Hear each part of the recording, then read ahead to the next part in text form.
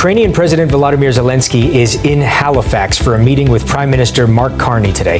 Zelensky is making the stopover ahead of talks tomorrow in Florida with U.S. President Donald Trump. All of this aimed at ending Russia's war on Ukraine. Ukrainian President Zelensky visits Canada en route to United States. Zelensky meets Canadian Prime Minister.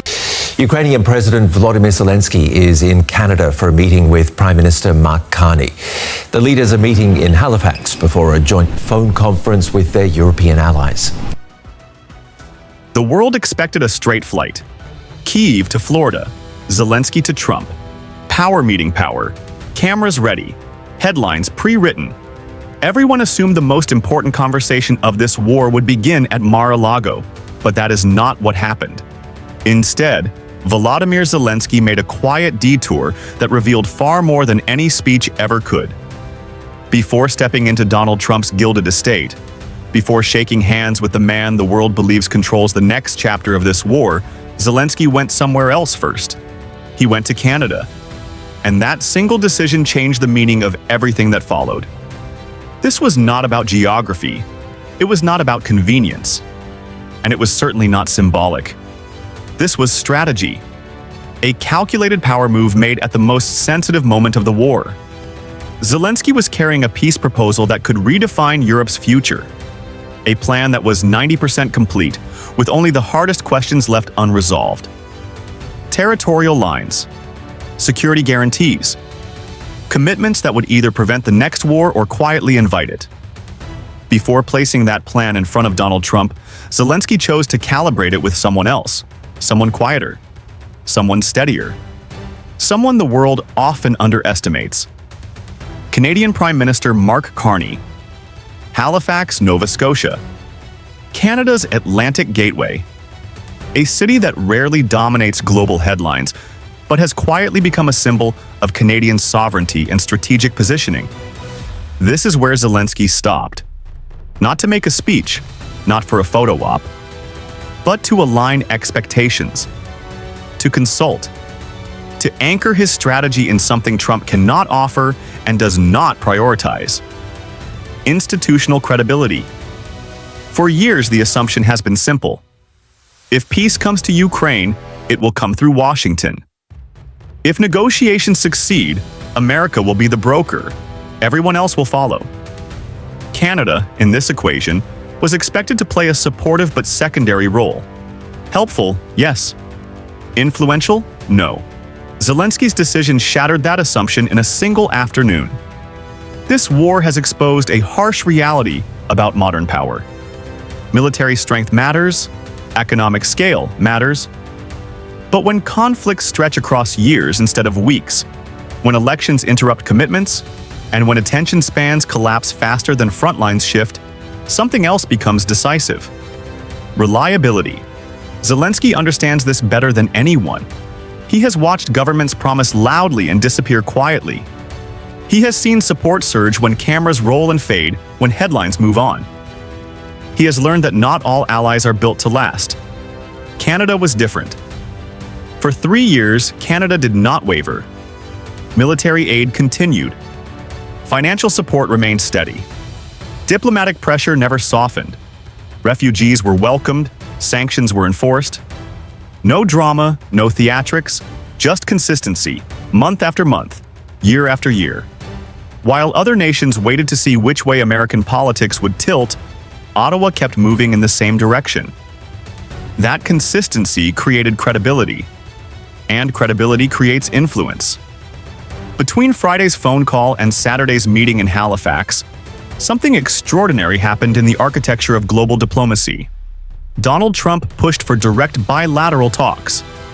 Zelensky agreed. But not without stopping in Canada first. According to the Canadian Prime Minister's office, this was not a courtesy call. It was a strategy session. Zelensky did not inform Carney. He updated him. That word matters. Partners update each other. Subordinates do not. Carney's response was just as deliberate. Canada would remain committed to Ukraine throughout the negotiations. Not before them, not during the fighting, throughout. Regardless of how talks unfolded, regardless of what Washington agreed to. regardless of whether attention drifted elsewhere. It was a quiet but powerful signal. Canada was not tying its commitment to American moods or political cycles. It was anchoring it in principle. This is where the real divergence between Trump and Carney becomes clear. Trump views negotiations as transactions. You give something, you get something. Everyone declares victory. The story moves on. Carney views negotiations as systems. What precedents do they set? What incentives do they create? What happens when leadership changes? What survives when enthusiasm fades? Ukraine needs both approaches. It needs American military capacity. It needs leverage over Russia, but it also needs guarantees that outlast any single administration. Guarantees that cannot be undone by a tweet, a poll, or a change in tone. This is where Canada becomes indispensable. Russia's position has not changed. Moscow demands Ukrainian withdrawal from occupied territories. An ultimatum dressed as negotiation. Zelensky has rejected it because accepting it would legitimize conquest through aggression. Instead, he proposed an alternative. Mutual withdrawal. Demilitarized zones. International monitoring. Not American forces, not Russian peacekeepers. International forces from countries with no territorial ambitions and no historical scores to settle. Countries like Canada. This is not a technical detail. It is the heart of the conflict.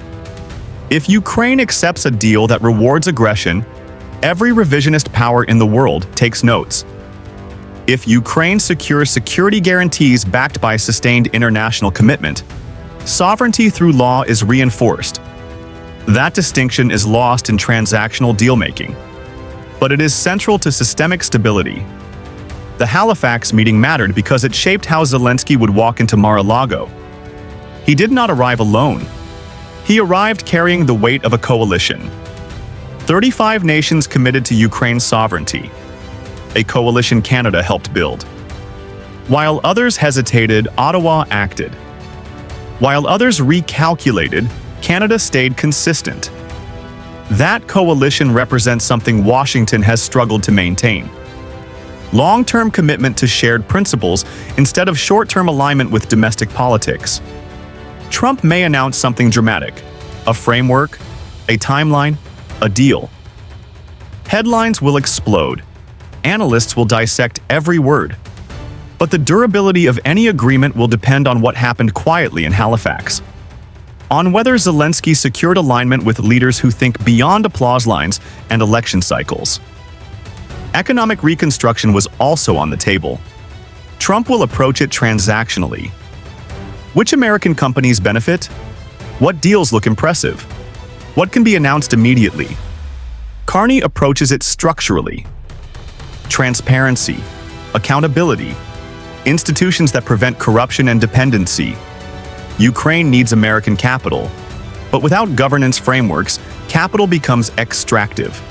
Canada offers models that make investment sustainable instead of symbolic.